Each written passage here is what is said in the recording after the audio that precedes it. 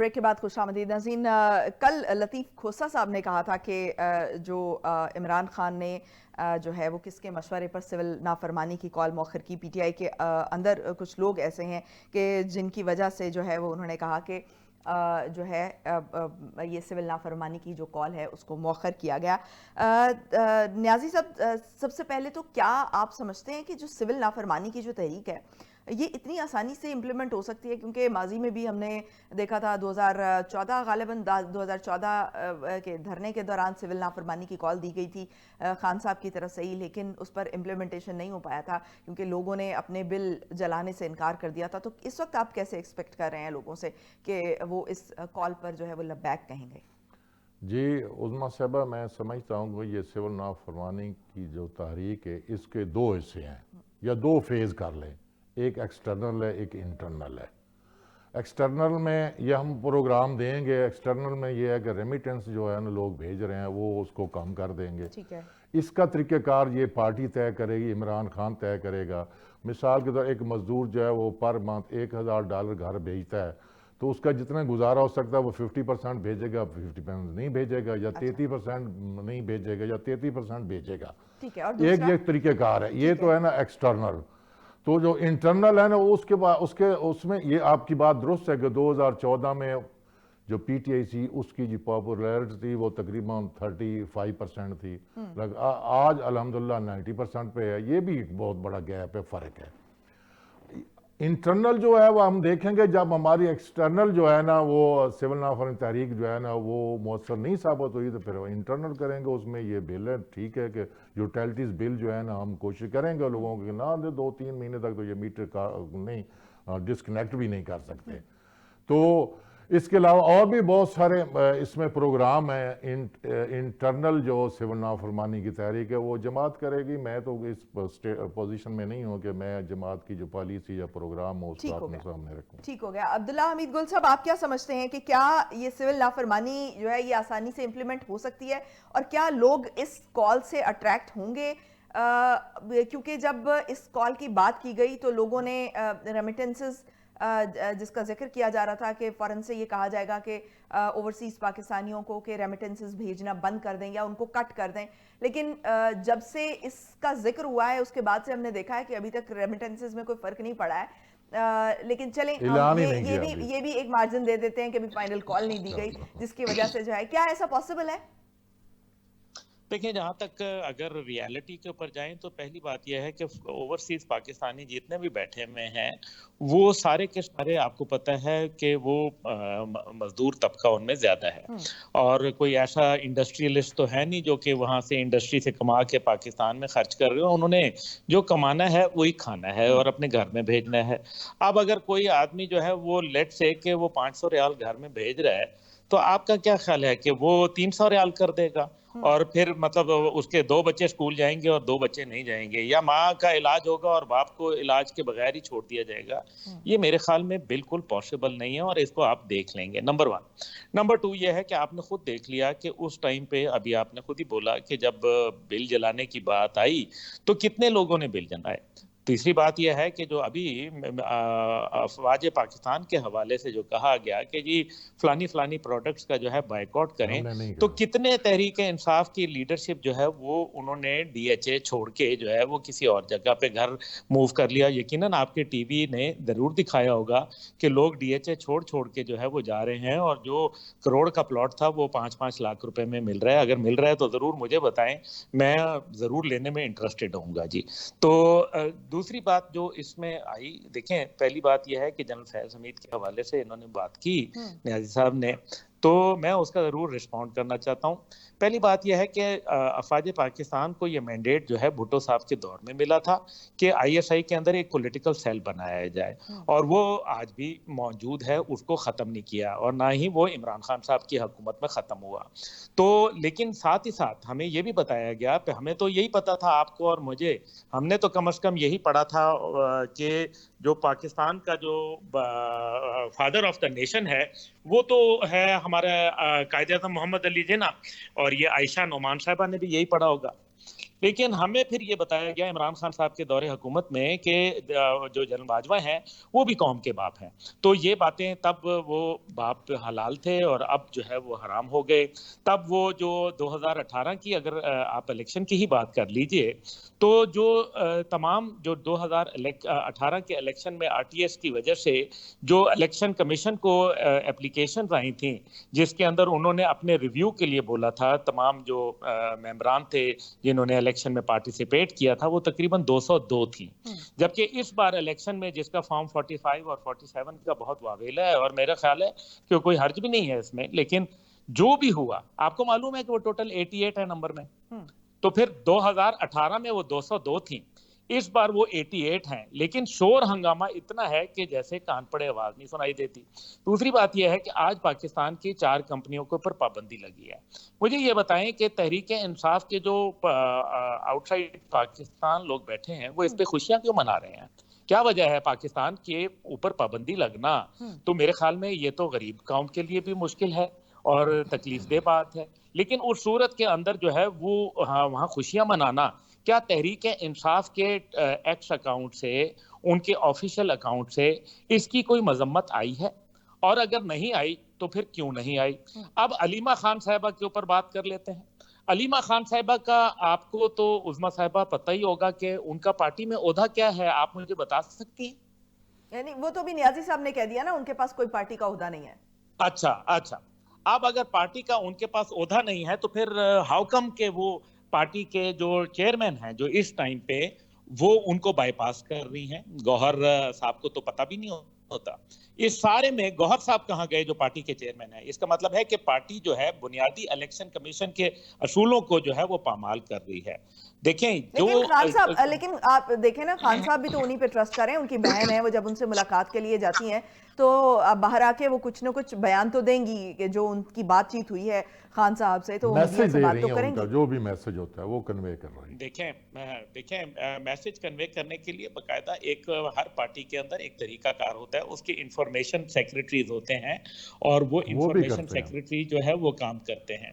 लेकिन मसला यहाँ यह है कि आप जब हुकूमत की बात करते हैं, हुकूमत किससे बात करे? बुशरा साहिबा से बात करें, गंडापुर साहब से बात करें, वो अलीमा खान साहिबा से बात करें, वो बैरिस्टर सलमान अकरम राजा से बात करें, वो असद उमर अयूब साहब से बात करें या गौहर साहब से बात? वो तो कह रहे हैं कि हमने कमेटी बना दी है, कमेटी से बात करें। गौहर अली खान को जहां तक ताल्लुक है कमेटी के, देखें मैं हजरत आपकी न्याजी साहब, मैं आपकी बारी में नहीं बोला, बिल्कुल खामोशी से सुनाऊं, आप थोड़ा सा हौसला कीजिए मेरे भाई, मैं आपका बड़ा एहतराम करता हूं।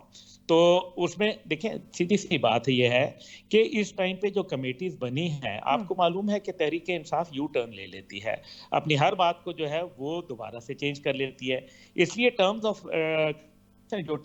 एंड कंडीशन जो हैं वो तय होनी चाहिए, पहली बात है। दूसरी बात यह है कि क्या उसके अंदर 9 मई के अंदर जो लोग थे मुलविस थे, क्या उनको जो है वो माइनस कर दिया जाएगा या उनको रहने दिया जाएगा? क्या यहाँ पार्टी के और क्या जो हुआ गलत हुआ? याद कीजिए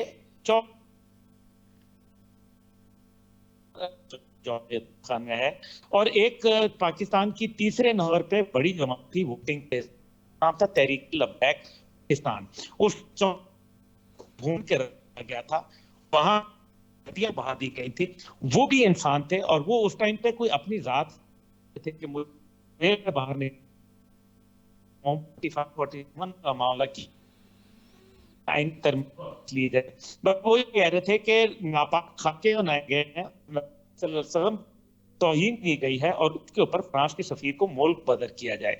उस टाइम की वीडियो काश कि मैं आपको अभी मेरे पास मौजूद है, लेकिन क्योंकि अभी लाइव प्रोग्राम है मैं नहीं दिखा सकता, वरना वो यकीनन प्रोड्यूसर साहब से कहें वो वीडियो निकाल लें जिसमें उन्होंने कहा कि इस किस्म के जत्थों से जो डील करना, जो कि उस वक्त के प्राइम मिनिस्टर इमरान खान थे, उन्होंने कहा कि इस किस्म के जत्थों को डील करना जो है वो इसी तरीके से होना चाहिए जिस तरीके से उन्होंने अभी फिलहाल किया गया।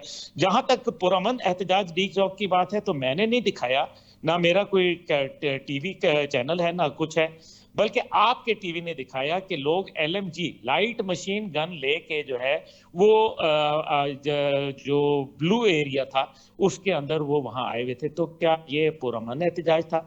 अगर आईन पाकिस्तान पुरअमन एहतजाज की इजाजत देता है तो दूसरी तरफ वही आईन पाकिस्तान कहता है कि अगर वो पुरतशद्दद हो, उसके अंदर असले का इस्तेमाल हो या कानून को हाथ में लिया जाए तो उसको कुचल के रख दो, ये भी आईन पाकिस्तान कहता है। तो देखें जो बात है वो बिल्कुल हमें इस नहीं है, इस बावजूद कि मामलात सियासी जो होते हैं वो अवाम तमीम से डील होने चाहिए, ठीक। लेकिन पहले ये पता चले कि लीडर कौन है, पहले ये पता चले कि जो उनकी कंडीशंस क्या हैं, पहले ये पता चले कि क्या कोई मावराए कानून बात हो रही है। अगर अमेरिका और दीगर ममालिक को आप शामिल करके ये समझते हैं कि हम जो है वो पाकिस्तान और चित भी मेरी और पट भी मेरा, ये मुमकिन नहीं होगा। इस टाइम पे हकीकत यह है कि तहरीक इंसाफ वीक विकेट पे है, और अगर वो इसी तरीके से तो यकीन माने कि उसके बाद फिर इनके खैबर पख्तूनख्वा के जमात में हुआ वो उस टाइम पे अली अमीन गांगापुर साहब अपने जो हल्फ से वो गरानी की, क्यों अली अमीन गांगापुर साहब जो थे उन्होंने जानो माल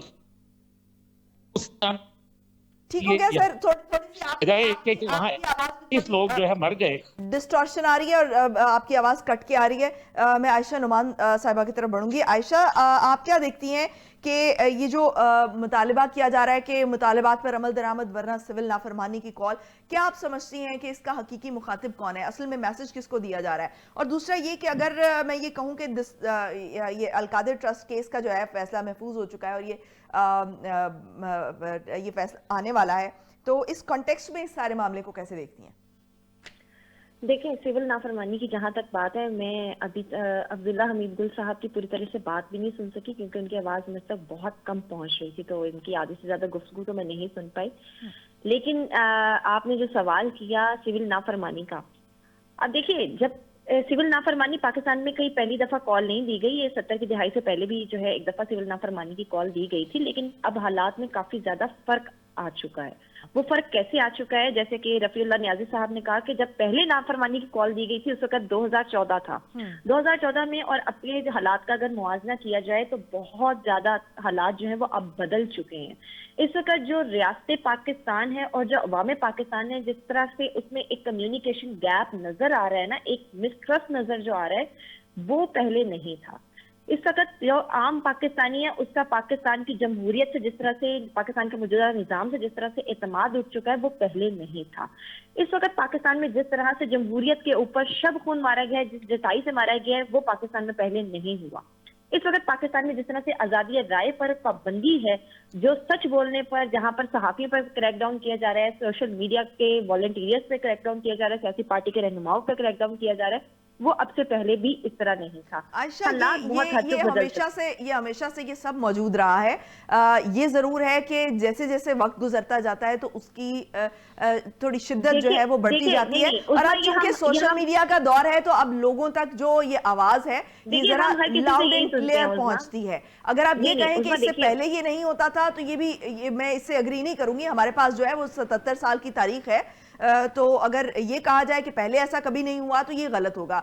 लेकिन ये इस चीज से मैं जरूर एग्री करती हूँ कि एक तो सोशल मीडिया का दौर है, तो सोशल मीडिया के दौर की वजह से जो है वो लोगों तक ये बातें जो है वो बड़ी क्लियर पहुंचती हैं। और दूसरा ये कि जब आप एक स्टेप लेते हैं तो उससे अगला स्टेप जो है वो थोड़ा उससे शिद्दत वाला होता है। तो ये मेरा ख्याल है ये क्लैरिफिकेशन बीच में जरूरी थी।